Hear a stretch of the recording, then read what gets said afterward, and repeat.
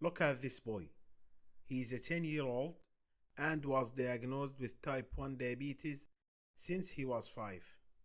Yesterday, he missed his insulin doses, and today he complained of abdominal pain, nausea, frequent vomiting, and excessive amounts of urine. In addition to that, his mother has observed a acetone smell from his breath. When they went to the hospital, the doctor requested some laboratory investigations for him. The random blood sugar results came 500 mg per deciliter, which is very high. Arterial blood gases showed a pH of 7.2, which is low and abnormal. Blood ketones results came 4. According to this scenario, what do you think about the provisional diagnosis? Yes, exactly. It is DKA. This is a classical presentation of diabetic ketoacidosis, or DKA. Diabetic ketoacidosis is made of 3 components, which the abbreviation DKA makes sense for. D stands for diabetic, which present as high blood sugar or hyperglycemia. K stands for keto, due to high blood ketones or ketosis.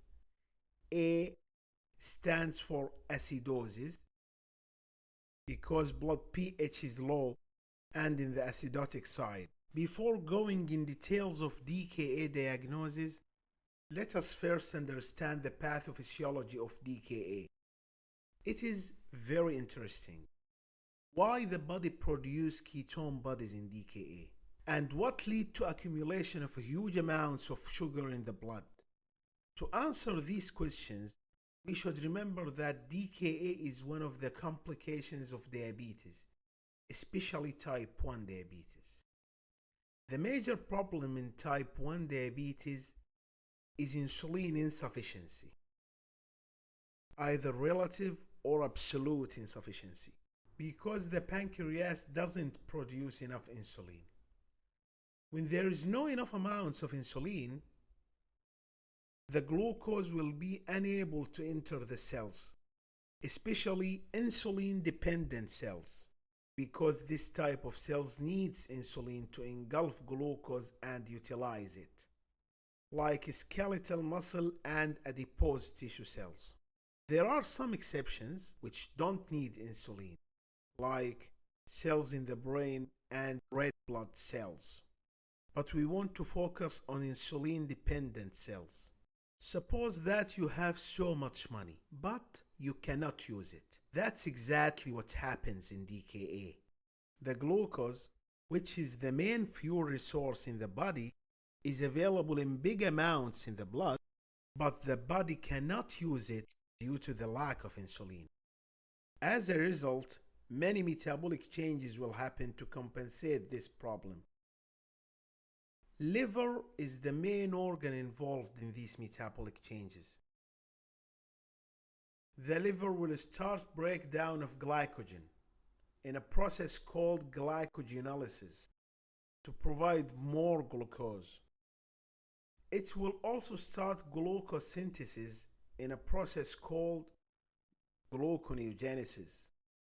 Gluconeogenesis, glycogenolysis, together with insulin insufficiency, will lead to more accumulation of glucose in the blood.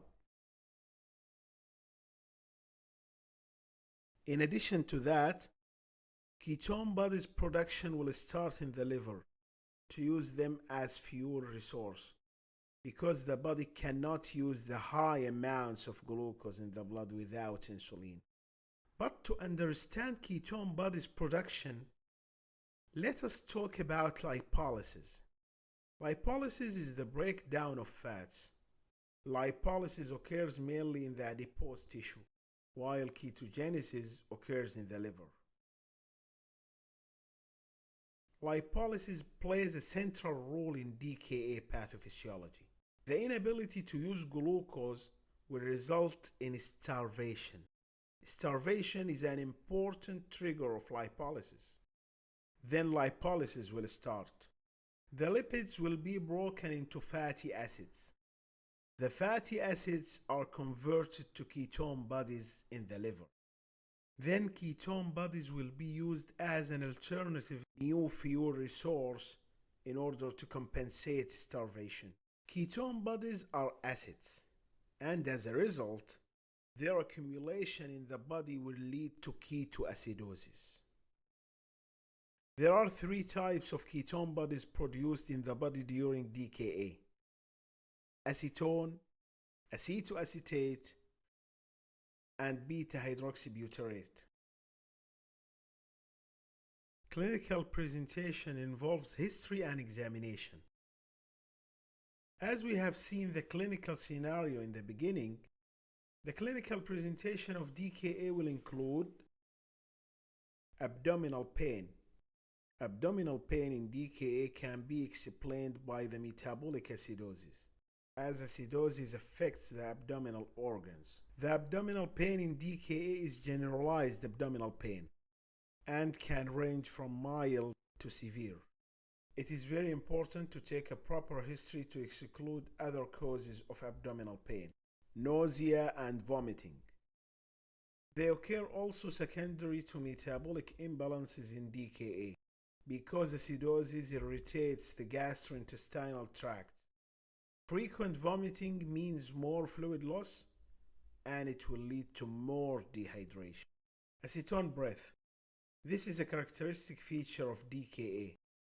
It is a fruity or acetone-like smell in the breath. But how does it occur? As we have mentioned before, the ketone bodies accumulate in the blood in DKA. They circulate with the blood.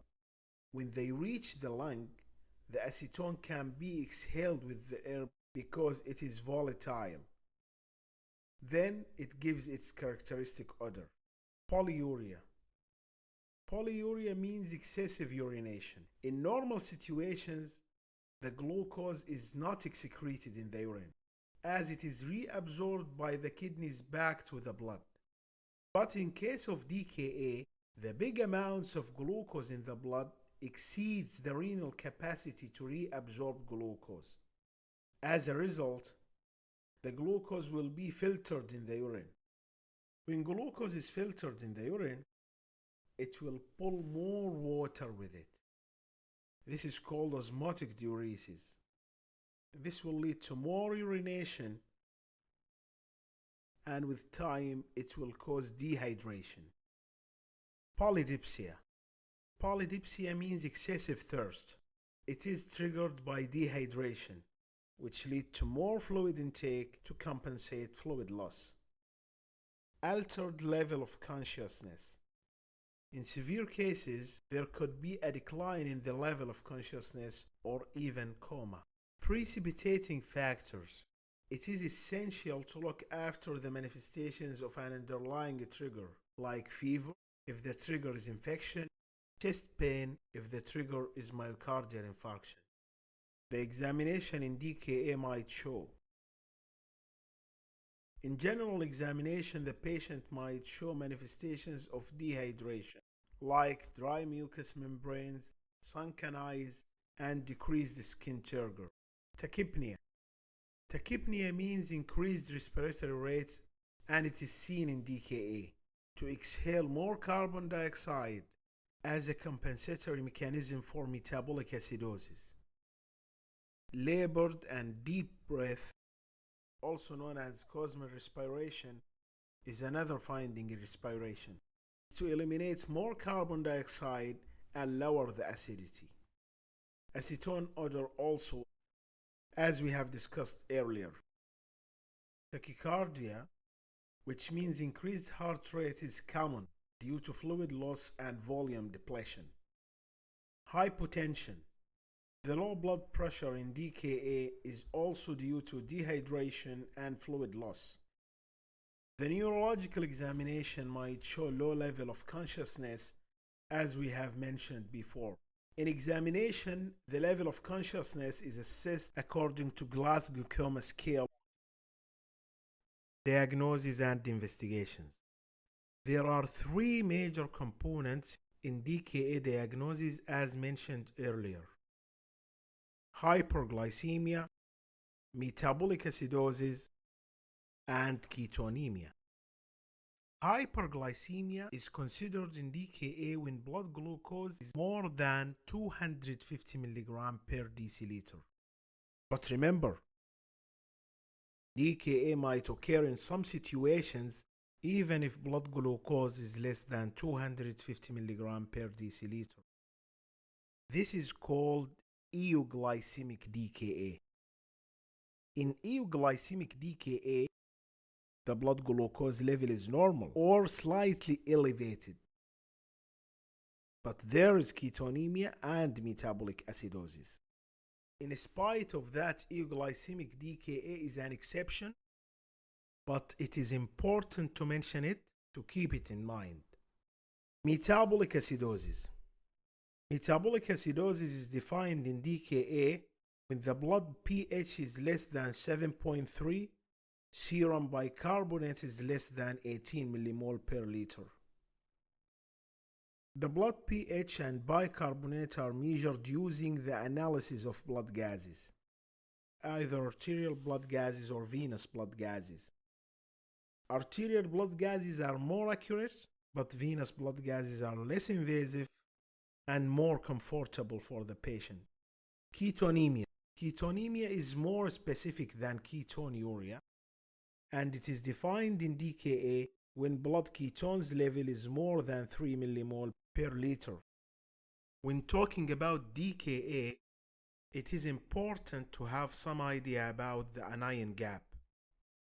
Anion gap is a calculated parameter which is used in cases of acid-base disturbances.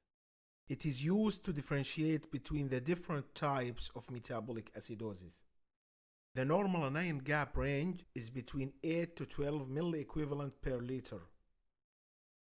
DKA is one of the causes of a high anion gap metabolic acidosis. Anion gap can be calculated by the following formula: the sum of serum sodium and serum potassium minus the sum of serum chloride and serum bicarbonate. Not only that, anion gap is a useful tool in follow-up and monitoring of the treatment progress. Electrolyte disturbances. Electrolyte disturbances are common in DKA, and the potassium is the most affected one. Potassium level is fluctuating in DKA. Initially, there is hyperkalemia or high serum potassium due to many reasons. Some of the reasons: acidosis and insulin insufficiency. In acidosis, the high level of hydrogen ions in the blood will be exchanged with the intracellular potassium. The hydrogen ions will move from outside to inside of cells, and the potassium will shift in the opposite direction, from inside to outside of the cells. Low insulin also participates in hyperkalemia because physiologically the insulin drives potassium in the cells. So when it is low, as in DKA, it will lead to accumulation of potassium in the blood and hyperkalemia. Although there is hyperkalemia in this stage, but the total body stores of potassium are depleted due to loss in the urine. With the initiation of treatment, serum potassium level is expected to drop, which lead to hypokalemia. That's why serum potassium needs careful monitoring in DKA. Other investigations. Investigations to specify precipitating factors. CBC, renal function test, and ECG. Management. DKA is a top emergency and a very serious condition.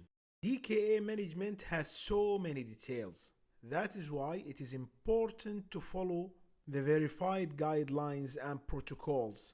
Senior doctors should be involved in DKA management. But generally, there are two major components in DKA management: insulin and intravenous fluids. Let us talk about insulin role in DKA. The major problem in DKA is insulin insufficiency. That is why it makes sense. Insulin is the cornerstone of DKA management. Insulin is given intravenously during DKA treatment under strict monitoring to avoid hypoglycemia. Insulin administration has so many actions. It will reduce hyperglycemia, inhibit ketogenesis, suppress gluconeogenesis, and glycogenolysis. As DKA causes dehydration and fluid loss, IV fluids are given to treat dehydration and correct hypovolemia.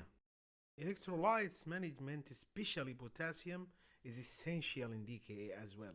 There might be some differences in the diagnostic criteria and management protocols of DKA from one place to another.